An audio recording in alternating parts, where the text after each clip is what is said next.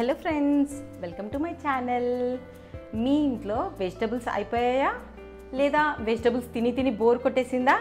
అయితే నేను మీకోసం ఒక కొత్త వంటకం చెప్తున్నాను. దీనికి ఏమీ లేదండి, ఒక కప్పు శనగపిండి ఉంటే చాలు.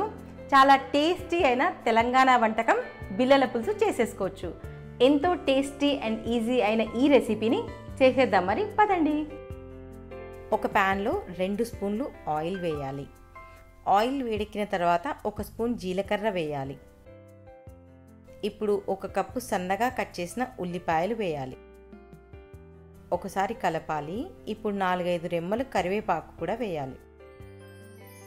ఉల్లిపాయలు కొద్దిగా వేగిన తర్వాత 1 స్పూన్ అల్లం వెల్లుల్లి పేస్ట్ వేయాలి. అలాగే 1 స్పూన్ పసుపు కూడా వేయాలి. ఇప్పుడు 1.5 స్పూన్ కారము, 1 స్పూన్ ఉప్పు వేయాలి. అన్నీ బాగా వేగిన తర్వాత 1 గ్లాస్ కన్నా తక్కువ నీళ్లు పోసుకోవాలి. నేను ఇక్కడ పిండిని 1 గ్లాస్ తీసుకుంటున్నాను కాబట్టి పిండి కన్నా కొద్దిగా నీళ్లు తక్కువగా పోసుకోవాలి. మసాలా కోసం 1 ఎండు కొబ్బరిని ముక్కలుగా కట్ చేసుకోవాలి. అలాగే 1 ఇలాచీ, 1 లవంగా, 1 స్పూన్ షాజీరా, కొద్దిగా దాల్చిన చెక్కను తీసుకొని మెత్తగా గ్రైండ్ చేసుకోవాలి. కొబ్బరి పొడి వల్ల గ్రేవీ చిక్కగా ఉంటుంది. ఇప్పుడు దీనిలో 2 స్పూన్లు మసాలా కొబ్బరి పొడిని వేయాలి.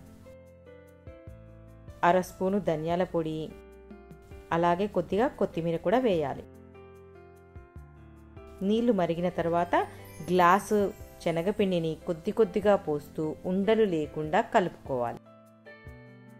2 నిమిషాలు ఉడికించి స్టవ్ ఆఫ్ చేసుకోవాలి. చెక్క పైన లేదా ఏదైనా సర్ఫేస్ పైన ఆయిల్ రాసి శనగపిండి మిశ్రమాన్ని చేతితో మీడియం సైజులో ఒత్తుకోవాలి.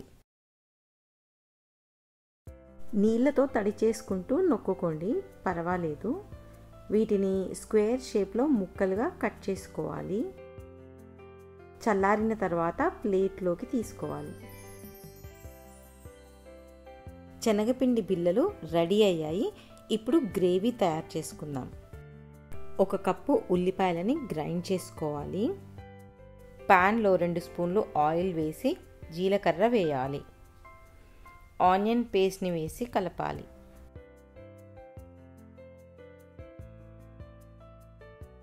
అర స్పూన్ పసుపు యాడ్ చేయాలి. 1/2 స్పూన్ అల్లం వెల్లుల్లి పేస్ట్ కూడా వేయాలి. అలాగే 1 స్పూన్ కారం, తగినంత ఉప్పు, కొద్దిగా కరివేపాకు వేసి కలపాలి. నిమ్మకాయ అంత సైజు చింతపండుని తీసుకొని కడిగి నానబెట్టి రసం తీయాలి. ఉల్లిపాయల పేస్ట్ బాగా వేగిన తర్వాత చింతపండు రసాన్ని పోయాలి. చింతపండు రసంలో ఉల్లిపాయల పేస్ట్ బాగా కలిసేటట్టుగా కలుపుకోవాలి. ఇప్పుడు 1/2 స్పూన్ జీలకర్ర మెంతుల పొడి వేయాలి. 1/2 స్పూన్ ధనియాల పొడి వేయాలి. కొద్దిగా బెల్లం కానీ చక్కెర కానీ వేయాలి. చింతపండు రసం బాగా మరిగిన తర్వాత మిగిలిన కొబ్బరి పొడి మొత్తం వేసేయాలి. రసం కొద్దిగా చిక్కబడుతుంది. కావాలంటే కొద్దిగా ఉప్పు పడితే ఉప్పు వేసుకోండి. శనగపిండి బిళ్ళల్ని ఇప్పుడు ఇందులో వేసేసేయాలి. ఒక 10 నిమిషాలు ఉడికించాలి. చివరగా కొత్తిమీర వేసి స్టవ్ ఆఫ్ చేసుకోవాలి. ఈ బిళ్ళల పులుసుని చపాతీతో కానీ రైస్తో కానీ ఎలాగైనా తినచ్చు. మీకు గనక ఈ వీడియో నచ్చినట్లయితే లైక్, షేర్, సబ్స్క్రైబ్ తప్పకుండా చేయండి. Thanks for watching.